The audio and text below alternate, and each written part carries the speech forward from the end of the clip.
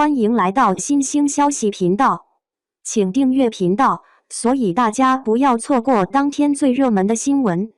我们今天的时事通讯包括以下内容：2023年才刚到4月不久，白鹿就用这样的方式将观众缘败光。当下电视剧市场的作品品质可谓一言难尽，连靳东和王志文出演谍战剧《无间》都因剧情悬浮翻车了。央视的人生之路也收到无数差评，因此观众迫切需要一部好剧来养养眼。而《长月烬明》在万众期待下某库上线开播，前期宣传太狠，角色妆照频繁出圈，屡次登上热搜。当《长月烬明》成片出来后，显然有点被高估了，根本达不到观众的预期。虽然 S 家制作的大剧的特效足够炸裂，但是剧情却充满土情味。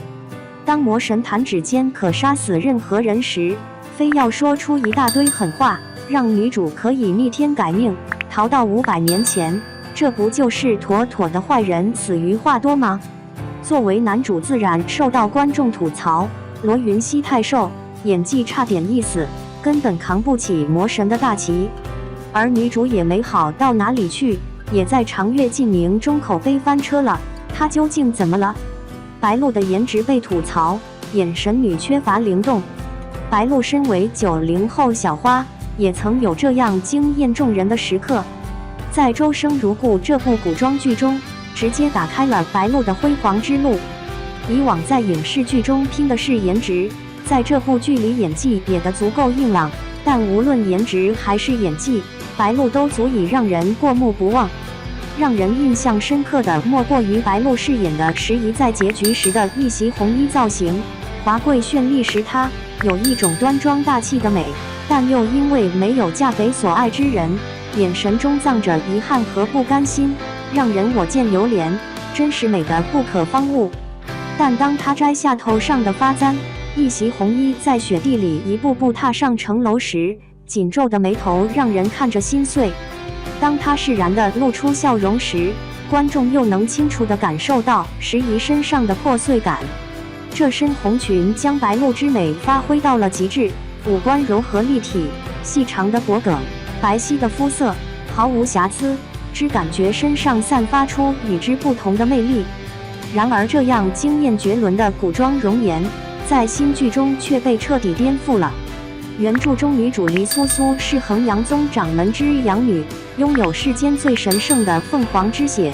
原著中对她的形容是天生灵胎的小女修，那是人间千万年都不会见到的角色，完全就是天下绝色美女的设定啊！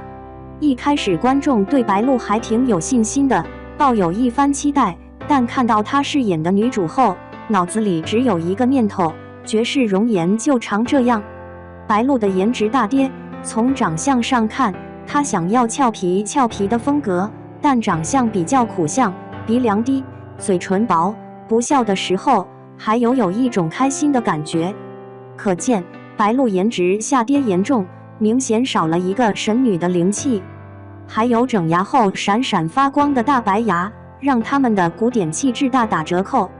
白鹿饰演千金大小姐形象，在一般的古装剧中扮演起来是没有问题的，毕竟白鹿能当女明星，颜值相对比普通人还是要强很多。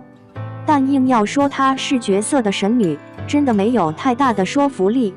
此外，或许因为虐恋场面太多，白鹿的表达方式模式化了，这次新片里的哭戏和《周生如故》没有太大区别。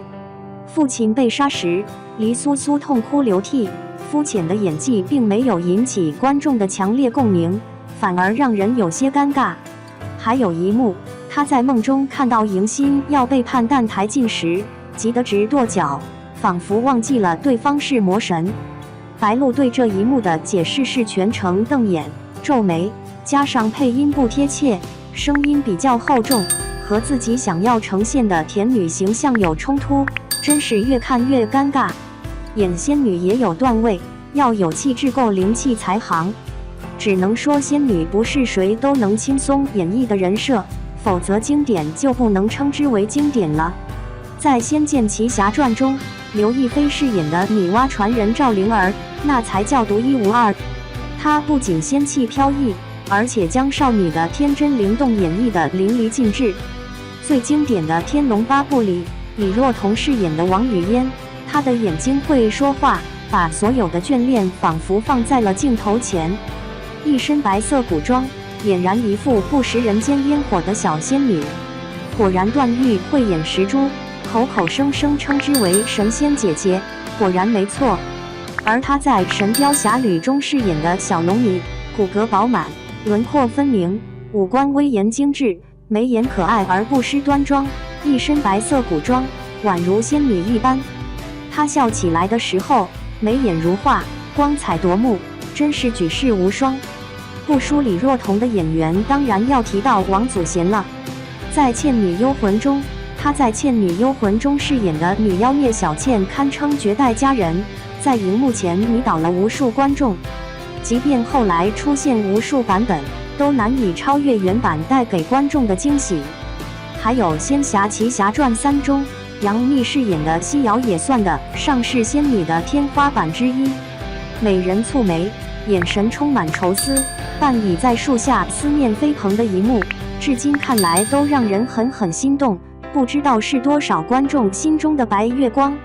由此可见，饰演角色仙女必须有独特的气质，惊世容颜的女演员，哪怕再普通一点，观众都不会买单。总而言之，2023年才刚到4月不久，白鹿就用这样的方式将观众缘败光。长月烬明的剧情、特效和服道化，剧方真实给足了牌面，哪怕随便截图一帧，都是相当震撼的。只可惜男女主的颜值和演技不在状态，显然没有达到观众的预期。